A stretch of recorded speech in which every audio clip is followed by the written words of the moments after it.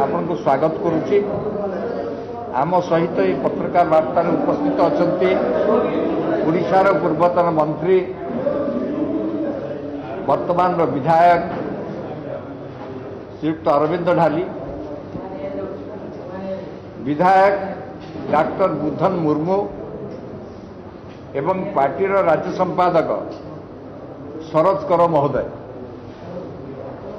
गोटे गुरुत्वपूर्ण प्रसंग जे जो माने ए माटी को माँ बोलिक मानी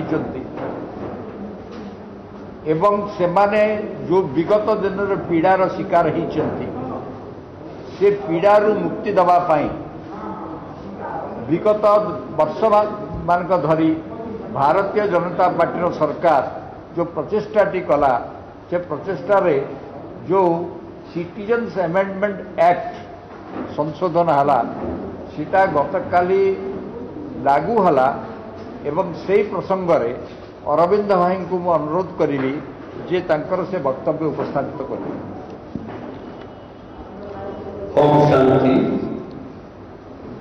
गतकाली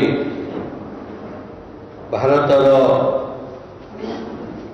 गृहमंत्री को द्वारा 2019 रे जो सिटीजन अमेंडमेंट बिल अना जाइथिला एवं उभय गृह ताको पास करिथिले ता गतकाली कार्यकारी समग्र देश रे हेबाकू जाउछि।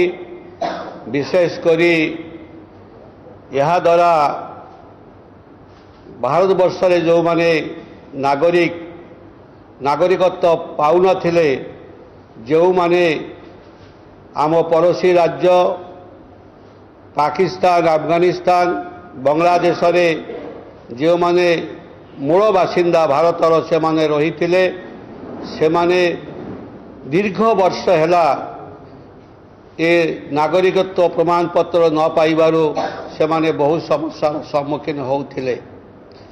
विशेष करी हिंदू ख्रिस्टान बौद्ध जैन सिख एमाने वर्तमान नागरिकत्व पाइबे।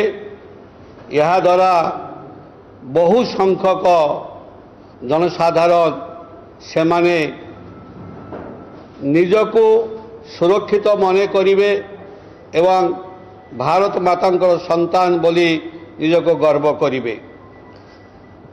यह 2014 मसीहा पूर्वरे जो माने आसीचंती भारत रे से माने या को पाइबे एवं विशेष करी जो माने धार्मिक पीड़न सम्मान जीवन प्रति विपद थिला से माने एई तीनोटी राष्ट्र छाड़ी के भारत रे शरण नहीं थिले से मानकर आमर यशस्वी प्रधानमंत्री प्रचेष्टा नरेंद्र मोदी जी आमर सम्मानीय गृहमंत्री अमित शाह कठोर परिश्रम आज एमानक मुहरे हस फुटेबा को जाउचंती एवं समस्ते खुशी हेबे। सेथिपाई आपण माने यही जो आज प्रेस कॉन्फ्रेंस उद्देश्य है जे गतकाली ठारो जो सीए लागू हैला सेथिपाई ये प्रेस उद्देश्य किछि लोक या अपप्रचार करुछंती जे मुस्लिम मानक प्रति विपद कौनसी विपद नाही कहा प्रति विपद नाही यह समस्त सुविधा एवं यह अपप्रचार से माने बंद करवा उचित। तेणुक आज प्रेस कॉन्फ्रेंस होची से उद्देश्य रे समस्त को धन्यवाद।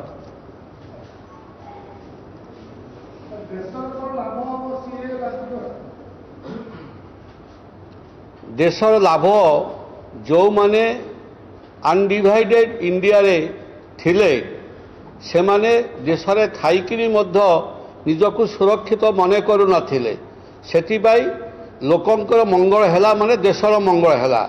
लोक निजको जेतेबेले सुरक्षित मनिबे एवं भारत मातार संतान बोली निजको गर्व करिवे सेटा होछि देशर बड़ लाभ।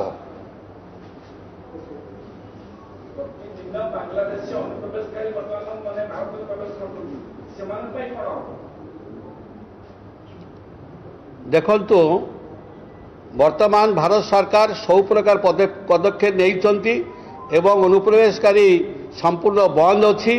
तेणुक जहाँ अतीत होता एवं যশস্বী প্রধানমন্ত্রী নরেন্দ্র মোদীজি আসিবা পরে সেভଳି কিছু ঘটনা এপর্যন্ত কাহা দৃষ্টিକୁ আসি ନାହିଁ।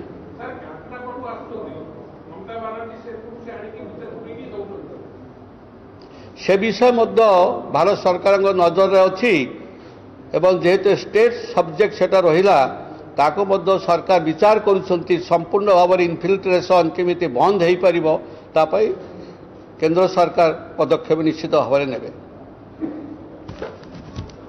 ধন্যবাদ। ଆଉ ଗୋଟେ ବାର୍ତ୍ତା ପ୍ରେସ୍ ବାର୍ତ୍ତାଟି ଅଛି। ଭାଇ ଅରବିନ୍ଦ ଭାଇ ଚାଲିଯିବେ ଏବଂ ସେ ଦିଲ୍ଲୀପ ଭାଇ ଏ ଦୁଇ ତିନି ମିନିଟ୍ରେ ଦିଲ୍ଲୀପ ଭାଇ ଆସିକି ପହଞ୍ଚିବେ। ସେ ପ୍ରସଙ୍ଗ ଉପସ୍ଥାପନ କରିବେ।